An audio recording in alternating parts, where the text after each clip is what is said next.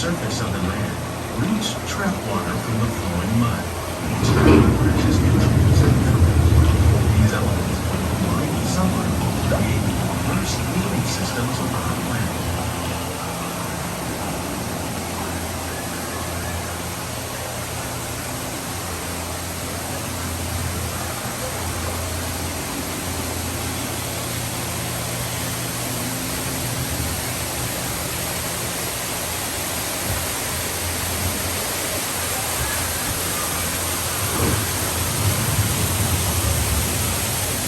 Those living systems is the rainforest, home to the most amazing concentration of life on our planet. These dense and beautiful forests cover only a tiny portion of the Earth's surface, but they contain more than half of its plant and animal species. Rainforests are also extremely rich in living systems, providing us with oxygen, food, medicine, and other plants essential to our lives.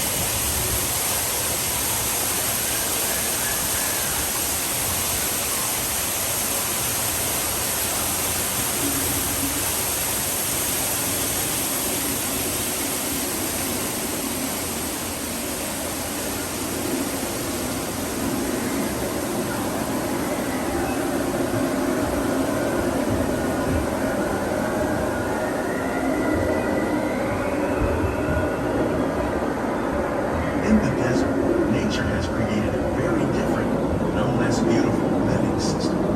And while this arid landscape may seem lifeless, it is very much alive. The plants and animals that have learned to survive in these harsh conditions make use of what little water they can find and avoid the scorching rays of the relentless sun.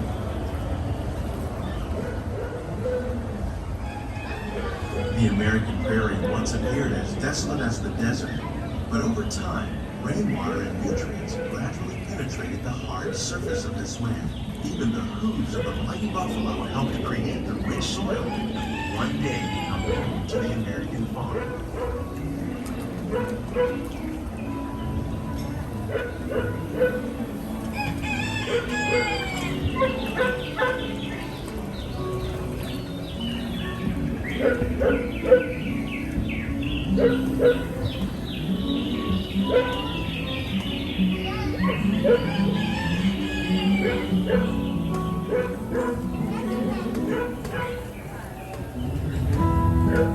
Of all the forces at work on the land, humans have had one of the most profound effects. The need to produce food for a growing world led to the enormous use and sometimes overuse of the land. In our search for more efficient ways to grow food, we often fail to realize the impact of our methods.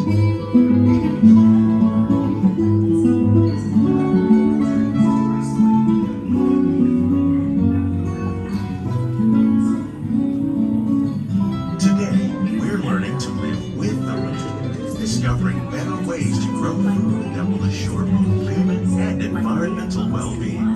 To control pests. In the farmlands across America, we're learning that by plowing under vegetation containing natural fertilizers, we can enrich the soil soil without the use of chemicals. In arid regions, we're learning to produce food on desert seacoasts by developing and planting crops that thrive on salt water. In Japan, we're learning that by mixing leaves and other living materials into our soil, we can make farmland more fertile without the need for chemicals. Here at EPCOT, we're learning to reduce the need for chemical pesticides by bringing predators like ladybugs and wasps to control pests. In the farmlands across America, we're learning that by plowing under vegetation and taking back birds,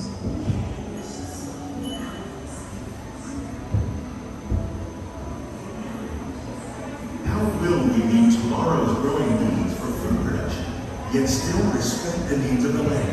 Some of the answers are being discovered just ahead. To help us maintain these carefully controlled ecosystems, and for your safety, please remain seated in your boat at all times.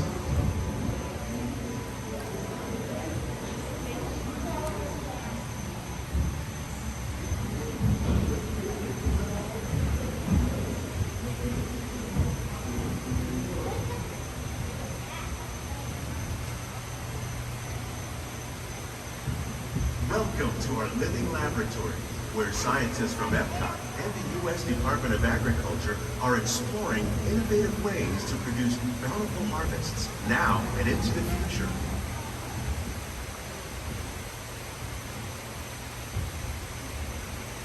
The tropics are home to the greatest diversity of plants on the planet. Many of these, like papaya, bananas, cacao, coffee, and rice, are well known around the world. These are just a few of the edible plants that have been an important source of nutrition for people living in the tropics. Many are rich in vitamins and minerals, while others are well adapted to growing in less than ideal conditions.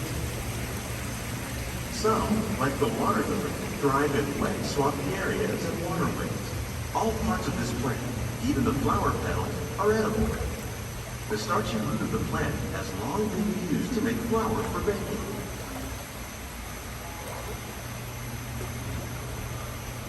One day, many of these lesser-known tropical plants may be as important as the bananas growing on both sides of the boat.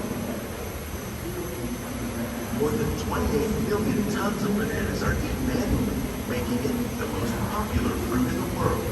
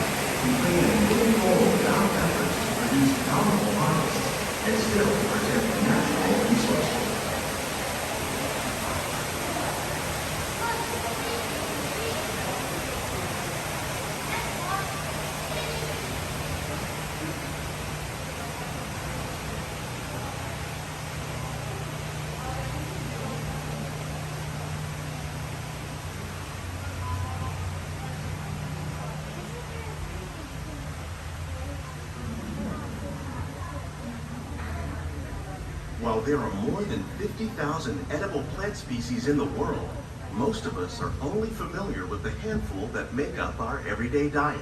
The common grains growing here, wheat, maize, sorghum, and millet, plus rice, account for nearly 2/3 of our global food consumption. Learning how to increase yields of these staples is an important goal of research around the world.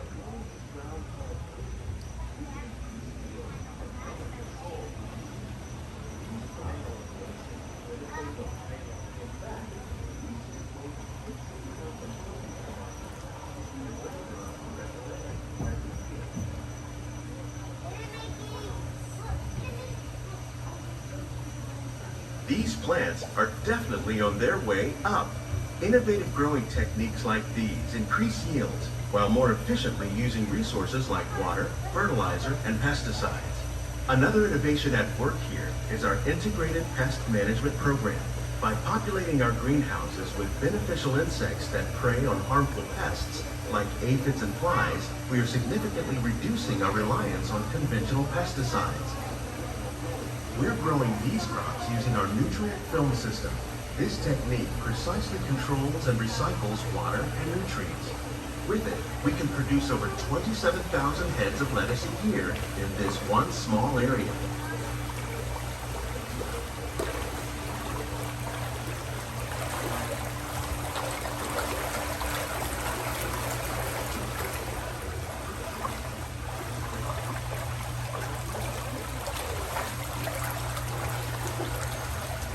Some of our best ideas have been inspired by nature, like these fruit and vegetable trees. By growing these ground plants vertically, we can increase yields and better control diseases. These crops taste as good as they look. In fact, we serve more than 15 tons of produce from our greenhouses in restaurants here at the land every year.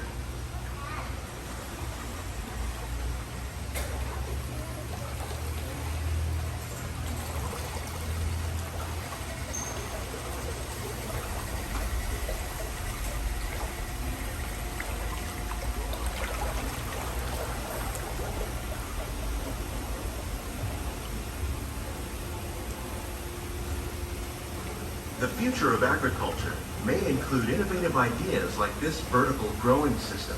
Plants grown in this way use a fraction of the space required by traditional growing methods. That saves water and increases production. The aquaponics system on your left combines hydroponics with aquaculture. The fish provide a natural source of fertilizer for the plants, and the plants help keep the water clean for the fish. It's another great way to produce more while using less. In our lab, EPCOT scientists are working with the U.S. Department of Agriculture on a number of innovative projects. The goal of these efforts is to produce higher yielding and better quality plants.